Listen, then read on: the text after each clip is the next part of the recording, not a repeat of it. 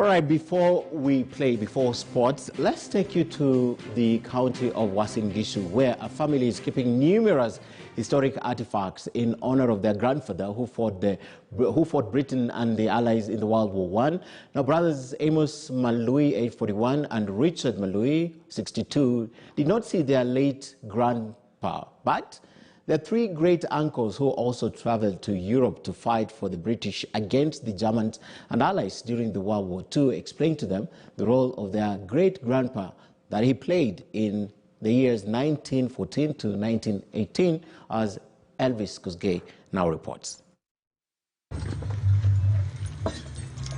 Kisumu Ndogo area Langas in the county of Uasin Gishu, the Malui duo of an art of gallery of World War I and World War II in their humble abode. Their living room is almost full of items that were brought into the country by their great-grandfather and his three sons, Lucas Malui, Siguru Malui, and Henry Malui, who died in 1985, 1997, and 1999 respectively. Baba yangu anaitwa Charles Odhiambo Malui. Huyo ni baba yangu ambaye alizaa babangu na alipigana vita vya kwanza. Hata vita vya pili inasemekana alienda, lakini kulingana na medali zake alitoka naye huko, alikuja na medali za vita vya kwanza. Na alikuja mpaka na sword, alipewa sword na akapewa mpaka trophy. Akatoka kwa vita vya kwanza. Akaja naye nyumbani na wakati alikuwa ameenda vita nje, alienda hadi Palestina, akaenda hadi India, akaenda hadi Misri. Alikuwa anaweza kupata hizo vitu, alikuwa nazo.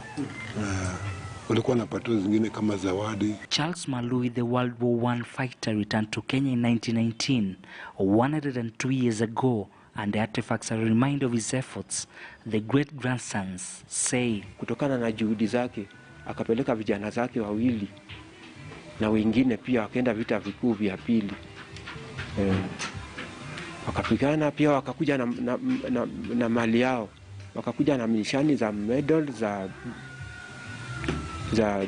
za fedha